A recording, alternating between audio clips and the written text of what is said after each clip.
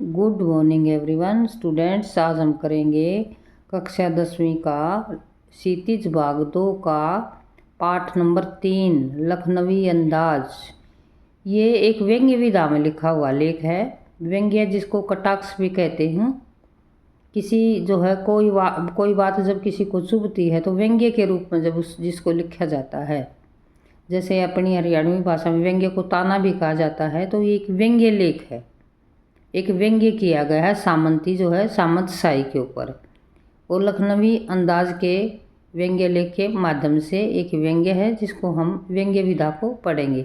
इससे पहले हमने पढ़ा था रेखा, इससे पहले भी हमने जैसे पहले तो कहानी पढ़ी थी। पहला ही स्वयं प्रकाश जी की कहानी जो है वो कहानी की विधा में लिखा गया था। अब ये तीसरा पाठ जो है ये व्यंग्य लेख है, और दूसरा पाठ बाल गोविंद भक्त था, वो हमने रेखा चित्र पढ़ा था।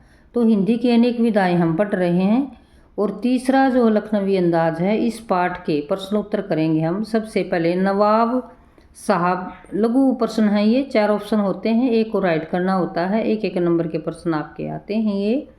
तो सबसे पहला प्रश्न आप देखिएगा, नवाब साहब ने खीरे का स्वाद कैसे प्राप्त किया? नवाब साहब ने खीरे का स्वाद कैसे प्राप्त किया? खाकर। भी स्वाद को तो खाकर ही पता चलता है वैसे तो, लेकिन यहाँ कुछ और ही हो रहा है, खाकर, सूंघ कर, देख कर और सुनकर। तो खीरे का स्वाद यहाँ ना नवाब साहब ने सूंघ कर ही प्राप्त कर लिया था। सूंघ कर इसका राइट आंसर है। 2017 और 2020 2 बार रिपीट हुआ है प्रश्न ये। प्रश्न नंबर 2 देखिएगा, नवाब साहब ने किन आँखों से नमक मिर्च के संयोग से चमकती खीरे की फाकों को देखा? नवाब साहब ने किन आँखों से नमक मिर्च के संयोग से चमकती हुई हीरे की फाकों को देखा? क्रोध भरी आँखों से, निराशा भरी आँखों से, प्रसन्नता भरी आँखों से, सैतरनी आँखों से। वही पहले तो उनको खीरे को काट लिया था उन्होंने, और फिर अपने घुटनों में तौलिया बिछा कर उसको रख लिया, और फिर है ना उसको देख रहा है। नमक मिर्च भी बुका लिया है और फाकों को देख रहा है। कैसी नज़रों से? ये हमने बताया सैतरस नज़रों से, एनसीईआरटी से। जू का तो स्वाद जो शब्द होता है ना सैतृष्ण आँखों से, ये यूं का यूं शब्द है उसमें, यही राइट आंसर माना जाएगा। क्रोध भरी तो हो ही नहीं सकता, निराशा भी नहीं हो सकता, प्रसन्नता भरी या तृष्णा भरी इसमें थोड़ा सा डाउट है, लेकिन हमने अगर आपने एनसीईआरटी को पढ़ा तो सैतृष्ण जो है सटीक शब्द वहाँ से जू का तो उठाया गया, जो हमारे ऑप्शन में दिएगा यही राइट आंसर होगा।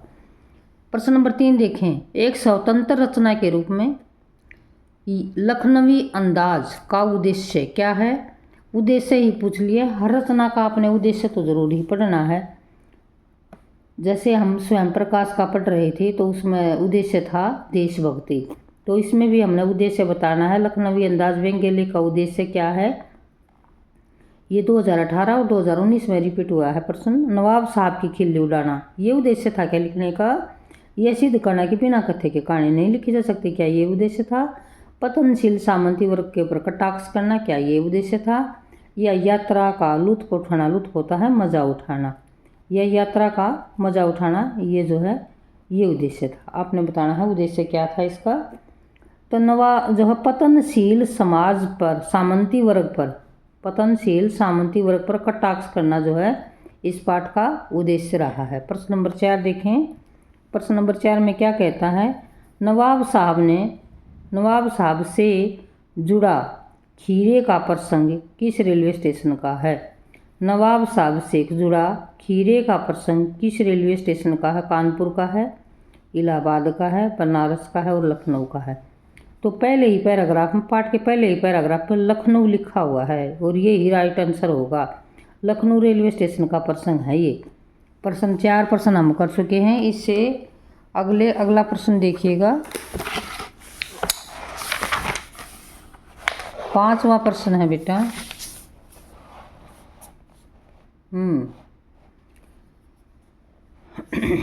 नवाबी नस्ल, नवाब होते थे पहले भारतवर्ष के अंदर, नवाबों का शासन था अंग्रेज़ों से पहले। तो नवाब थे। नवाबी नस्ल के एक सफ़ेदपोश पालथी मारे बैठे थे। यहाँ सफ़ेदपोश का क्या अर्थ है? नवाबी नस्ल के एक सफ़ेदपोश पालथी मारे बैठे थे। यहाँ सफ़ेदपोश का क्या अर्थ है? कौन होता है सफ़ेद आदमी, बदर पुरुष। नवाब सफ़ेद दाढ़ी वाले, बदर पुरुष के लिए ये जो है सफ़ेदपोश शब्द आया है। भद्र पुरुष थे नवाबी नस्ल के। दूसरा प्रश्न देखें। दूसरा प्रश्न क्या है? गाड़ी के डिब्बे में कौन बैठा था? गाड़ी के डिब्बे में कौन बैठा था? या अथवा भी ये भी पूछा जा सकता है क्या डिब्बे में जो व्यक्ति बैठा हुआ था वह लेखक को किस नस्ल का नजर आया? लेखक भी बैठा है ना उसमें और वो देख रहा है उसको, तो वो कैसा नजर आया उसको? डिब्बे में जो व्यक्ति बैठा हुआ था वह लेखक को किस नस्ल का नजर आया? भी कैसा अंदाजा लगाए कौन है? टिकट निरीक्षक, जेब कतरा नस्ल का, नवाबी नस्ल का और सिपाही नस्ल का। तो जो उसकी जो उसकी जो क्रिया कर रहा था ना, जिस प्रकार की एक्टिविटी कर रहा था, उसको देखकर लेखक ने उसको तुरंत पहचान लिया कि नवाबी नस्ल का व्यक्ति है, जो इतना जो है वो दिखावा कर रहा है। प्रश्न नंबर 7 देखें बेटा। नवाब साहब ने खीरे की फांकों को खिड़की के बाहर क्यों फेंक दिया? भाई पहले तो खीरा बैग में डाल के भी लाया है वहाँ पे खाने के लिए, फिर उसने उसको धोया है, फिर उसने तौलिए पर करीने से रखा है, उसको काटा है, फिर उसमें नमक और मिर्च बुरका है, और जब कोई उसकी तरफ देखने लगता है तो फिर वो उसको खाता भी नहीं, खिड़की से सूंघ कर बाहर फेंक देता है। तो यहाँ पर फांकों को खिड़की से बाहर क्यों फेंक दिया ये पूछ रहा है। कड़वी थी क्या? खराब थी? या रईसी अंदाज को दिखाना चाहता था? या पागल आदमी था, मूर्ख था? तो रईसों का अंदाज दिखाना चाहता था, इसलिए सूंघ कर ही बाहर फेंक दिया कि ऐसी चीज़ों को हम नहीं खाया करते। प्रश्न नंबर 8 देखो बेटा। नवाब साहब रेलगाड़ी में किस श्रेणी का सफ़र कर रहे थे? प्रथम।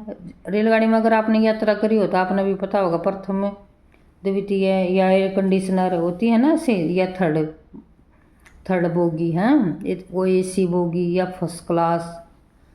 तो यहाँ पर कौन सी श्रेणी में बैठा था वो नवाब? द्वितीय श्रेणी में बैठा हुआ था बेटा। द्वितीय में लेखक भी द्वितीय में बैठा था, वो भी द्वितीय होता दूसरा। प्रश्न नंबर 9 देखो। लेखक ने खीरे को क्या माना? क्या मान रहा है? खीरा क्या है? खाते हो क्या खीरा? वही खीरा है ये जो हम खाते हैं, ये नवाब का फंस गया है खीरा। लेखक ने खीरे को क्या माना है? अपदार्थ वस्तु, बहुमूल्य वस्तु, दुर्लभ वस्तु, अमर फल। वैसे अपदार्थ मान रहा है, रेल में बैठने के बाद अपदार्थ मान रहा है, अगर से तो उसको अच्छा ही लगा था इसलिए तो बैग में डाल के लाया है। प्रश्न नंबर 10 देखो। अपदार्थ वस्तु मानता है बेटा उसको, ठीक है ना। प्रश्न नंबर 10 देखो। पनियाती शब्द क्या है? क्या होता पनियाती? पानी से बना पनियाती। कई बार तुम्हारे को जो है कुछ स्वादिष्ट चीज़ें दिख जाए तो तुम्हारे भी मुंह में जो है ना पानी आ जाता है। पनियाती ऐसा ही शब्द है। पनियाती शब्द का अर्थ है गीला, गीली, खुशबूदार, रसीली और मीठी। रसीली, मुंह में रस आने लगता है, वही रसीली। पनियाती शब्द का पनियाती फांकों को ऐसे आता, पनियाती फांक, जो खीरे को जब तुम काटते हो ना तो पानी निकलने सा लग जाता है, रसीली सी होती है वो। तो पनियाती शब्द जो है खीरे की फांकों के लिए प्रयोग हुआ है और उसका जो है सही शब्द है रसीली। अब प्रश्न 11 देखो बेटा, क्या कहता है प्रश्न 11 में। नवाब साहब के पास खीरे पर बुरकने के लिए किसकी सुर्खी थी? सुर्ख क्या होता है? सुर्ख होता है पिसा हुआ जो सुर्ख। सुर्ख तो वैसे लाल होता है, कहते कई बार लिखा हुआ तुमने देखा होगा सुर्ख लाल। तो इस पर पूछता है कि खीरे पर बुरकने खातिर क्या ले रहा था वो? नमक, जीरा, लाल मिर्च, या जीरा मिला नमक और लाल मिर्च? जीरा मिला नमक और लाल मिर्च उसके पास था, जो उसने काट के उसके ऊपर डाला था खाने के लिए। और जब वो लोग उसकी तरफ देख रहे थे ना, उसको सूंघ के फेंक दिया उसने खिड़की में से, पागल आदमी ने। लेके ही क्यों आया था भाई? प्रश्न नंबर 12। नवाब साहब ने खीरा काटने के लिए चाकू कहाँ से निकाला? चाकू भी साथ में ले रहा था बेटा। नवाब साहब ने खीरे काटने के लिए चाकू कहाँ से निकाला? बैग से, सूटकेस से, जेब से, पैंट से। जेब में रख रखे था उन्होंने चाकू। सी ऑप्शन इसका राइट आंसर रहेगा। सफ़ेद पोश सज्जन ने खीरे कहाँ रखे हुए थे? भी खीरे को कहाँ रखा उसने? सफ़ेद पोश सज्जन ने खीरे को थैली में रखा, तौलिए पर रखा, जेब में रखा, सीट के नीचे। तौलिए पर रखा था बेटा उसने, खीरे को धो धा के तौलिए पर रख रहा था, खाने के लिए रेडी हो रहा था। तो सफ़ेद पोश सज्जन ने खीरे को कहाँ रखा? तौलिए पर। प्रश्न नंबर 14 देखो। नवाब साहब को कनखियों से कौन देख रहा था? कनखियों से नहीं, आँखें टेढ़ी करके। तुमने देखा गया किसी को कनखियों से? ये नवाब साहब को कनखियों से कौन देख रहा था? लेखक देख रहा था। डायरेक्ट तो देख नहीं सकता था, इसलिए आंखें जो है तरेर कर देख रहा था, टेढ़ी करके देख रहा था लेखक। इसका राइट आंसर रहेगा। प्रश्न नंबर 15, नवाब साहब के पास कितने खीरे थे? खीरा का बैग थोड़ा भर रहा था, खाने के लिए 2 ही खीरे होंगे। 2, 3, 5, 4, 2 ही खीरे थे भाई उसके पास। फिर क्या कहता है, लेखक ने किस भाव में अपनी आंखें चुरा ली थी? लेखक ने, प्रश्न नंबर 16 देख रहे हैं हम, लेखक ने किस भाव में अपनी आंखें चुरा ली थी? शर्म से चुरा ली थी क्या? भय से, या आत्मसम्मान से, या संकोच से? लेखक ने आत्मसम्मान के कारण कि ये क्या कहेगा, मैं इसकी तरफ देखूंगा, तो इसलिए उसने अपनी आंखें चुरा ली थी। 17वां प्रश्न देखें, नवाब साहब के पास कौन से खीरे थे, अथवा नवाब साहब के खीरे की क्या विशेषता बताई है? खीरे की क्या विशेषता थी? नवाब साहब को कैसा लगा वो खीरा, उसकी विशेषता क्या बताई है लेख के अंदर? बालम खीरा, सालन खीरा, सोलापुरी खीरा, हैदराबादी खीरा। ये बालम खीरा लग रहा था उनको, बालम खीरा। और ये 2015 में प्रश्न ये आया है आपके। मैदा शब्द का क्या अर्थ है? एक तो मैदा होता है, 2 ई की मात्रा लग जाएंगी तो ये मैदा हो जाएगा, जिससे आप समोसे वगैरह बनाते हैं, लेकिन ये मैदा है, मैदा। मैदा होता है आमाशय। मैदा शब्द का अर्थ बारीक आटा, मोटा आटा, आमाशय और भारी। तो मात्रा का ही फर्क है, एक मात्रा होगी वहाँ पर होगा, ये आमाशय के लिए आएगा। प्रश्न नंबर 19 देखें बेटा, लखनवी अंदाज नामक पाठ गद्य की किस विधा में लिखा गया? संस्मरण, रेखाचित्र, निबंध और व्यंग्य। पहले ही बता दिया था बेटा, व्यंग्य है ये, तो व्यंग्य जो है इसका राइट आंसर रहेगा। प्रश्न नंबर 20 देखो, प्रश्न नंबर 20 में क्या है? प्रश्न नंबर 20, ताजे खीरे की पनियाती फांके देखकर किसके मुंह में पानी आ रहा था? बताओ भाई, किसके मुंह में आ रहा था पानी? ताजे खीरे की पनियाती आंखें देखकर किसके मुंह में पानी आ रहा था? लेखक के मुंह में पानी आ गया भाई, जब का उसको देख के जा रहा था, पानी तो आना ही था। 20 प्रश्न हो गए बेटा अपने। अब जो है देखिए 21वां प्रश्न क्या कहता है? 21वें प्रश्न में नवाब साहब ने खीरे की सब फाकों को खिड़की से बाहर फेंकते हुए लेखक को कैसी आंखों से देखा?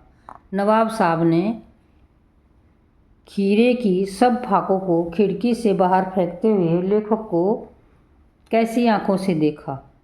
गुलाबी आँखों से, काली आँखों से, नीली आँखों से और लाल आँखों से। तो गुलाबी आँखों से देखा था भाई। अगला प्रश्न देखो, लखनवी अंदाज पाठ में किस पर व्यंग्य किया गया है?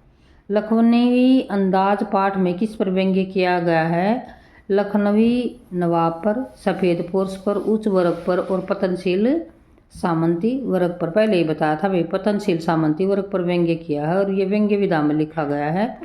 लखनवी अंदाज पाठ के लेखक का नाम भी सबसे आसान है, 2019 में पूछ लिया प्रश्न ये आपसे। तो इसके लेखक कौन हैं? इसके लेखक हैं यशपाल जी। इसके लेखक कौन हैं? यशपाल जी इसके लेखक हैं। एब्स्ट्रैक्ट अंग्रेजी का शब्द है, इसका अर्थ क्या है? मूर्त, सुंदर और टिकाऊ। एब्स्ट्रैक्ट का यहाँ पर अर्थ है अमूर्त। प्रश्न नंबर 25 देखें, नफीस शब्द का क्या अर्थ है? घटिया, बढ़िया, नाजुक, कठोर। नफीस उर्दू का शब्द है ये, नफीस उर्दू का शब्द है, नफीस का अर्थ है बढ़िया।